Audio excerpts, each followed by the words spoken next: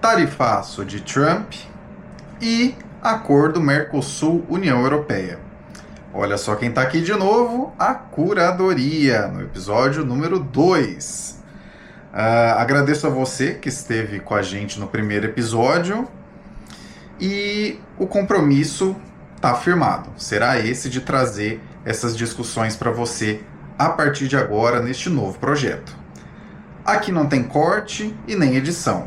Aqui só tem curadoria. Tarifaço de Trump. Em pleno dia da consciência negra, 20 de novembro de 2025, Trump anunciou que retirou a sobretaxação sobre diversos itens do Brasil, sobretudo itens agrícolas, né? Principalmente aí relacionados ao setor do agro. Um dia antes disso, em um levantamento feito por Michael McDonald, perdão aí se a pronúncia estiver meio esquisita, mas que é o economista-chefe de produtos financeiros da Bloomberg, nesse levantamento feito um dia antes do anúncio desse alívio de sobretaxação, o Brasil tinha uma taxa efetiva de 11,87%.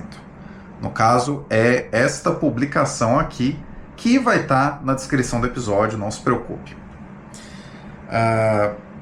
Inclusive até vale dar um zoom aqui, o Brasil aqui como 11,87% de taxa efetiva um dia antes, né, desse anúncio do dia 20 de novembro.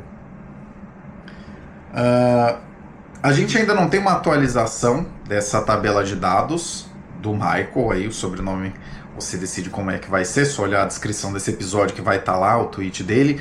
A gente não tem uma atualização, se agora é 10.5, 10.2, mas enfim, tanto faz. O que é importante é a gente saber que a taxa efetiva que está valendo agora das tarifações dos Estados Unidos para os bens que eles importam da gente, né, importam do Brasil, está muito próxima de 10%. E 10% é aquela taxa mínima que foi anunciada no Liberation Day. Liberation Day, inclusive, que nós temos um episódio do Teatro Cast que fala sobre isso, né? O episódio de número 466, do dia 5 de abril deste ano, que também vai estar na descrição desse episódio. Fica a dica para você que não tem a menor ideia do que é Liberation Day. Aqui ninguém é obrigado a saber nada, né? É por isso que a gente está aqui traduzindo os temas para vocês. O que essa mudança significa? Basicamente, agora a imensa maioria dos itens que o Brasil exporta para os Estados Unidos estão sujeitos apenas a essa taxa mínima, né? Itens que continuaram com essa sobretaxação de 40%, ou seja, 10% da taxa mínima mais 40% de taxa extra. São sapatos e algumas máquinas e equipamentos. Isso significa que nesses casos, né, continuarão aí as negociações para tentar buscar o fim dessa sobretaxação. Diga-se de passagem, o Lula até disse recentemente, fiquei feliz com essa mudança do Trump, mas não fiquei totalmente feliz porque ainda existem alguns outros itens que a gente tem que correr atrás. Opinião. A grande pergunta sobre tudo isso é a seguinte: essa movimentação de colocar mais exceções tem mais a ver com a atuação brasileira de negociação, tanto via governo quanto via lobbies privados, ou tem mais a ver com a relação de preços subindo nos Estados Unidos? Sinceramente, não faz a menor diferença qual é o fator preponderante. Porque o que importa de verdade é que circulem entre os dois países mercadorias e não lobistas, né? É assim que o mundo acaba ganhando, é assim que as economias mutuamente saem beneficiadas. Em todo caso, o que pode ser encarado como vitória é uma vitória para os produtores e exportadores, que agora voltarão a ter a maior economia do mundo como um mercado mais competitivo, já que se ficou apenas com a taxa mínima, é a mesma taxa mínima para diversos outros países, então agora a gente compete por produtividade e o nosso setor agro, como vocês provavelmente sabem, mas se não sabem eu vou contar agora, o nosso setor agro é bastante competitivo lá fora. Então, se está todo mundo com a taxa mínima, a gente volta a competir, a gente volta a ter o mercado dos Estados Unidos para vender esses itens. E outra coisa importante, que é uma coisa que essa voz que você está ouvindo ou assistindo agora, caso você esteja vendo pelo YouTube, já disse várias vezes, tanto na época do Liberation Day, quanto nos diversos anúncios adicionais de tarifas, né, nos 50% e tudo mais. No outro mandato, no mandato 1 do Trump, foram colocados 25%, uma tarifa, foi colocada uma tarifa de 25% em cima de aço, alumínio, alguns itens pontuais. E essa tarifa naquela época durou 6 meses, mais ou menos, e saiu de cena. Então, assim, sob qualquer ótica que você quiser observar, não faz sentido nenhum imaginar que a gente teria uma taxa de 50%, que é o dobro disso, em todos os itens. Tanto é, né, que antes mesmo de começar a valer ali os 50%, já veio uma lista muito grande de exceções. Ao longo das semanas que se sucederam a isso, outras exceções foram aparecendo e agora a gente tem mais exceções ainda. Ninguém paga mais caro no seu próprio país para resolver, teoricamente, um problema em outro país, sabe? Não se perca nessa narrativa, porque isso é realmente apenas conversa fiada. Não precisa perder tempo com isso, porque o que move o mundo de verdade são os mercados que vão sendo abertos ao longo do tempo e a prosperidade que isso traz. E por falar em mercados adicionais, Acordo Mercosul-União Europeia. O Lula, presidente Lula, né, presidente do Brasil, anunciou recentemente que o acordo entre Mercosul e União Europeia deverá ser assinado no dia 20 de dezembro, como diz essa notícia da Agência Brasil, né, de nome Acordo Mercosul-UE, será assinado em 20 de dezembro, diz Lula. Essa notícia, inclusive, também estará na descrição desse episódio. O Lula chamou isso de o maior acordo do mundo, é um certo exagero, mas não deixa de ser relevante em um cenário global em que a gente tinha uma guerra comercial entre as duas maiores economias do planeta. Parece até que está um clima de calmaria, mas tanto China importando dos Estados Unidos quanto Estados Unidos importando da China continuam com tarifas bastante elevadas, muito maiores aí do que é o histórico, do que daria para chamar de livre mercado, sem barreiras e imposições do tipo. Para você que não sabe, esse acordo Mercosul-União Europeia ele está sendo discutido há muito tempo. Ele começou a ser discutido no segundo mandato do Fernando Henrique Cardoso, em 1999.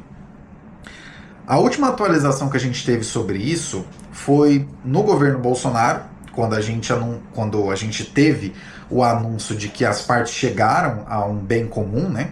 O acordo finalmente foi finalizado, mas não tivemos avanço dessa pauta em termos de assinatura, de fato, né, desse acordo e onde é que chegaria isso em termos finais. E agora, como dito recentemente pelo Lula, provavelmente estamos perto de ver, enfim, esse acordo sendo assinado. Independente de como serão os termos e de quando esse acordo efetivamente entrará, começará a valer, nós temos que ter algumas coisas em mente, desde já. A primeira, tanto Mercosul quanto União Europeia são dois blocos com bastante complexidade interna, ou no mínimo um nível burocrático elevado, né? Então os efeitos práticos talvez sejam mais lentos de serem observados do que todos nós gostaríamos, né? A gente não vai acessar magicamente itens melhores da Europa, e a Europa também não vai acessar tão rapidamente os itens brasileiros com esse acordo. E por que isso acontece? Vamos para o motivo número 2. Os lobbies dos dois lados vão chorar, dizendo que esses avanços vão destruir setores internamente. E dois dos lobbies que provavelmente agirão com uma velocidade muito, muito rápida, né, basicamente no mesmo momento que vocês virem olha, o acordo foi assinado, assim, dias depois, às vezes no próprio dia, esses lobbies vão aparecer. Na Europa, muito provavelmente o lobby do agro, que é muito menos produtivo na Europa do que aqui, e provavelmente o lobby virá de agricultores franceses, né, que já foram responsáveis aí por acabar segurando esse acordo Mercosul-União Europeia de ser assinado nesses últimos anos. Um dos grupos responsáveis, né, no caso, não foram só eles. E aqui no Brasil, muito provavelmente algum setor industrial e com chance não desprezível vai ser o setor automobilístico, que inclusive vai colocar na mesa que essa entrada eventual de bens manufaturados, de carros no caso da Europa, seria um golpe de misericórdia sobre a indústria automobilística brasileira, que já está sofrendo aí com a invasão chinesa. Muito provavelmente com esse tipo de expressão vocês vão ouvir falar sobre isso. E como terceiro ponto, apesar dos pesares, o comércio entre dois blocos separados pelo Atlântico, né, a ampliação desse comércio será, sim, bem-vinda, será muito positiva, porque permitirá que tanto na Europa quanto aqui no Mercosul sejam acessados bens específicos fabricados por essas duas partes, tanto commodities quanto bens manufaturados finais, de maior especificidade. O agro do Brasil é muito mais produtivo na média que o agro europeu, então a gente vai conseguir mandar os nossos produtos daqui para lá com maior facilidade, e alguns bens industriais da Europa que são mais produtivos, se bem que os da China hoje em dia são muito mais produtivos, mas enfim, essa é uma conversa para outra hora, a gente vai conseguir acessar também. E também alguns bens aí, né? Quem não quer um chocolate suíço, um queijo emmental, né, francês, muito bom. Se a gente puder acessar isso aí mais barato, maravilha, muito bom também. Opinião. Apesar de divulgações muito pirotécnicas, né, muito chamativas, manchetes diversas que devem acontecer tanto aqui quanto lá, o livre mercado, né, ou o abaixar de barreiras entre blocos, entre países, ele traz benefícios de maneira mais lenta e mais ao longo do tempo do que alguma coisa mais imediata, mais direta, né? Em todo caso, esse tipo de situação, né, de abaixar barreiras tarifárias, de aumentar o comércio entre partes, é uma coisa positiva? Com certeza é uma coisa positiva.